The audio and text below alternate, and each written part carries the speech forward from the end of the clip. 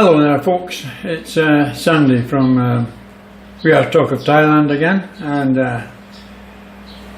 today's video is about is Thailand suited for everyone?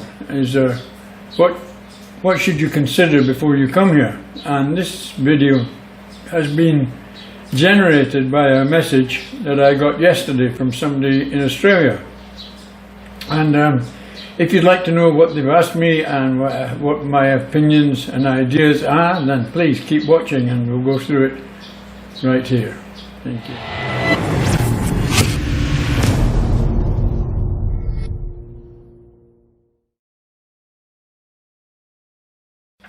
Okay, let me start by reading the message I got from one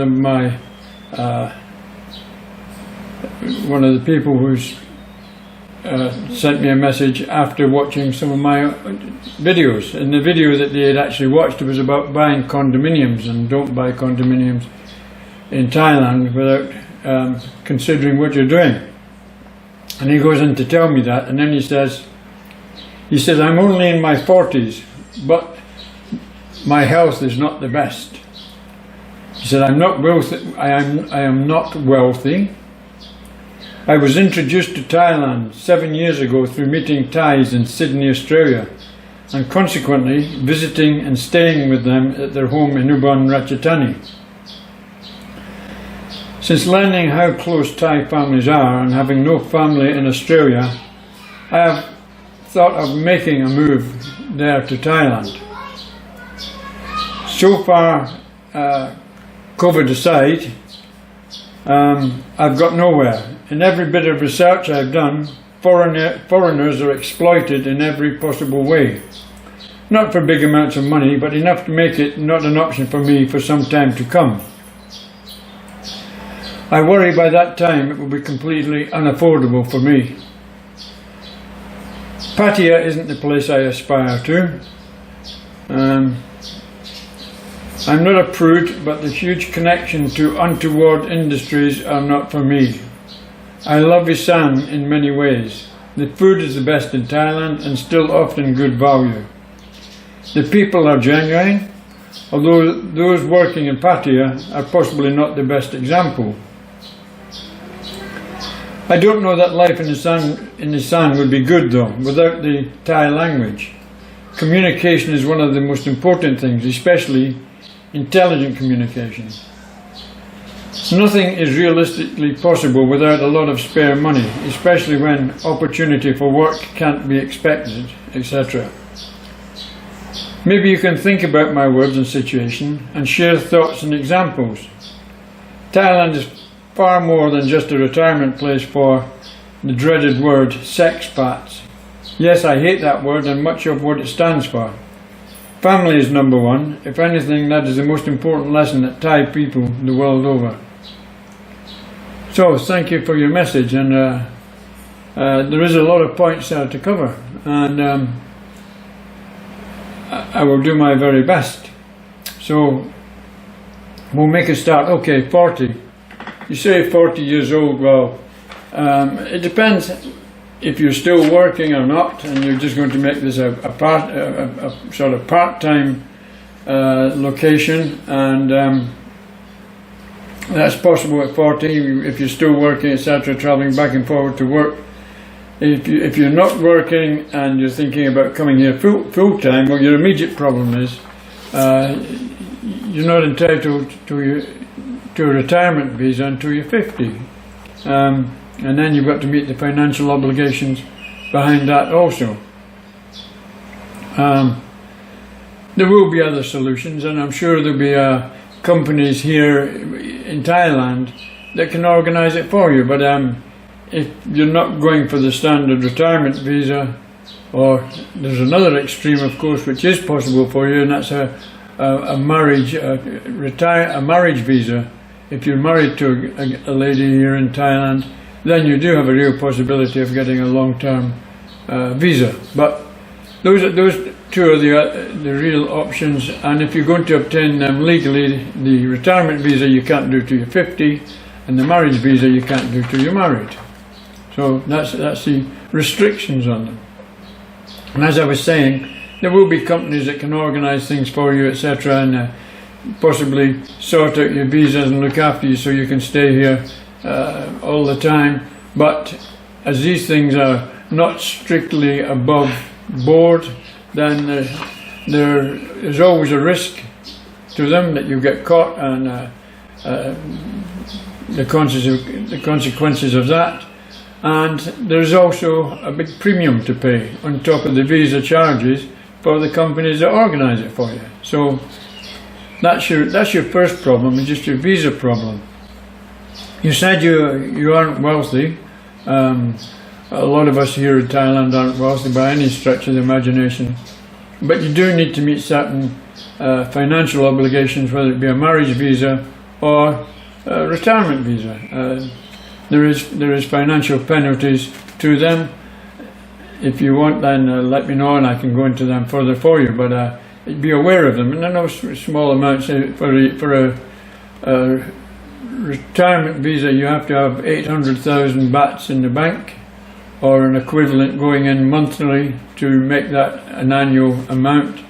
And for a marriage visa, it's half that amount. It's 400,000 bahts. So that's the financial penalties, and they've got to be taken into consideration. If you're not wealthy, then you've got to think, no, let's go into another more important point first. You say in your message that your health is not its best. Well, yeah, that is one aspect you have to seriously consider. What is the state of your health? Because the treatment of the medical treatment here in Thailand is expensive, very expensive actually. I don't know, it's probably not as expensive as in the States, but it's expensive. And I've known Australians here. I've got a very good Australian friend who run into a big problem with his lungs and breathing, and in the end, because of the expenses he was facing to try and get basic care here, just the supply of oxygen, etc., he had to be repatriated back to Australia, and his family had to pay for that. And it was no insignificant amount. It was a lot of money actually to get him back there. And he went back, and I believe he's now under some Australian care system. He's in a care home somewhere. Not a very good one from a message that I've had from him, but there we go. That's what's happened to him. So that is a problem. If you've got health issues, how are you going to deal with them? How are you going to deal with them here in Thailand? Because that is a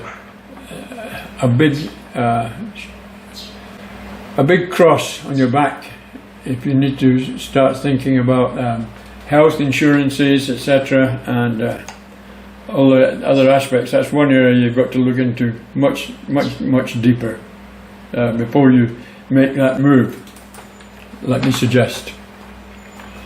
So you see, you've got no real family in Australia, and you'd like to come back to Udantani, Isan area.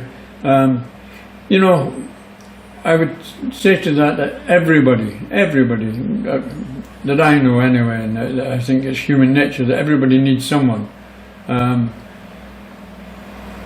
be close with. You know, my family ties in the UK have really gone now, unfortunately, but I'm very lucky that I have a very good family here in Thailand, and my wife and my daughter here, and they keep me strong, and they make life worthwhile for me. So you need that. And if you're coming here to be on your own in Isan, then think about it. You know, I don't think there's any. I know there's a lot of expats live around the area up there, but they're kind of spread out, and they're not as centralised as they are in Pattaya, for sure. And you have to learn to be on your own type of person, to be truthful, and be able to live on your own.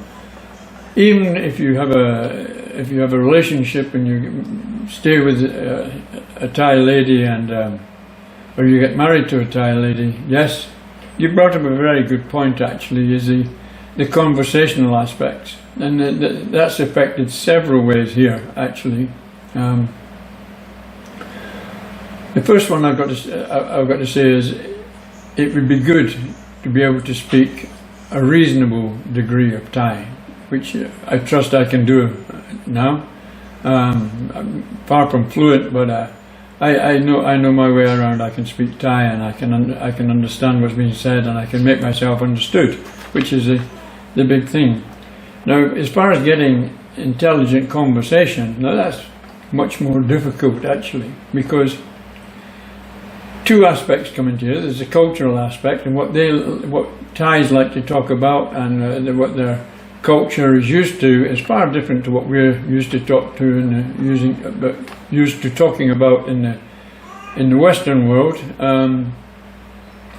I agree that it's nice to have a stimulating conversation, and it's even better if that stimulating conversation is with a lady, because I think it kind of gives a bonding as well, you know. That's a lot harder here in Thailand. Number one is the education factor. You know, a lot of the girls and ladies here have a very low education factor, and it's been necessary for them to go out and get money early in lives. And there are a few who have been lucky and have managed to get through university, etc. But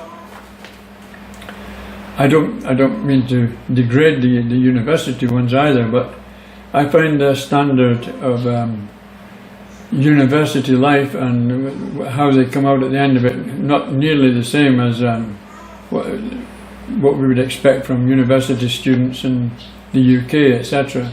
Indeed, I notice that the most clever Thais I meet have either been educated in Europe or in America, and they do have a good grip on the language, and they do have a good grip on the conversational skills and current topics, etc., which is a big positive aspect. I note from the tone of your message that you certainly don't like the idea of living in Pattaya. Well, that's a choice for everyone actually, but I find it quite positive to live here, and there's several reasons for that. There's all the facilities I need as an expat here in Pattaya, and there's the hospitals, there's schools for my daughter, there's golf courses, there's everything. You don't even need to see the seedy side of the town if you don't want to, and that seedy side has diminished hugely in the last few years. It even started well before the introduction of COVID into the country, and it's I think it's starting to fail very badly, and it will never come back the same as it was before. I'm quite positive about that. Although every city has its red light areas. I've been to King's Cross in Sydney, and that's much the same as many other countries. Amsterdam in Holland and Soho in London. They've all got areas where these facilities are available for those that want them. So Thailand's no different. People trying to rob you or take you for a ride for small amounts of money. If you're not worldly wise, and I consider myself to be a bit worldly wise anyway, I've been travelling all my life, you know what's right and you know what's wrong, and you know when you've got to be careful, etc. And I would not say that in your everyday life there's people out to scam you. There's not. I never see it. But as you see, people have tried to scam me in other aspects, not my normal daily life, but in things that I wanted to purchase. Yes, there's been scams, and it's something you've always got to be aware of. But I'm sure in Australia, much like in Europe and UK, there are lots of scams there as well, and you just build up an awareness of what's going on around you, and you be careful. So I wouldn't let that particular aspect hold you back. It's going to be the same as anywhere else. You say you're going to need a huge chunk of spare money. Well, going back to the medical aspects and all the rest of it, that all dictates how much spare money you need. You need spare money to maintain your immigration status. So yes, there are financial implications to it all. But I get an inference also that you're just not 100% sure if Thailand is right for you or not. And before I made the definitive move to move and live here, I think if I was you, when it's possible of course, and it's not going to be for some time, is to do a few more visits here. Spend some time in the sun, spend a month or so up there and by yourself, not reliant on people that you may have met previously. Do some going around, finding out about the culture, etc. Yes, the food's good, but the food's good all over Thailand. Don't think it's not as good as the sun in other places in Thailand. The food is good everywhere, I can assure you. And I would spend more time here. The main cities like Pattaya, Hua Hin and Bangkok and Chiang Mai, the tourist centres, etc. All of them are different, and you might find one of them, although if not Pattaya, maybe you'll like Hua Hin. It's a bit quieter. There's never been so much as a red light area there. It used to be the favourite home of Rama IX, the last king, and he lived down there all the time. It's a nice area and it's quieter. You might enjoy there. You might enjoy living up in the mountains in Chiang Mai. A lot of people do. It's a more isolated way of life. It's to everyone's taste, really. You know, it's everyone's got different aspects. I like it here in Pattaya because, as I said, we've got all the facilities. We've got the beaches. We've got the weather. We've got everything I possibly want from my retirement is here. So that's my taking of it. So I hope that's given you something to think about. It's a big step moving to any country, and you need to do it. I was fortunate in that I had worked out here for several years, and I'd had an association out here for many years, and I really knew what I was walking into when I decided to come and live here in Thailand permanently, and I've got no problems with it. And if you do your studying and you do your you do as I suggest, have a look around a bit more before you make the positive commitment coming here, how you're going to live, where you're going to live, blah blah blah. I'm sure you will make the right decision for you, and I hope you do. If you do come here to Thailand, let me know, because it'd be nice to meet up with you, and I'm happy to meet up with any of the people that are interested in my videos. And thank you for watching. Please take care. Please stay safe away from this COVID, especially just now here in Thailand. It's getting very, very serious, and we've all got to be careful, very careful now. Thank you again. Bye.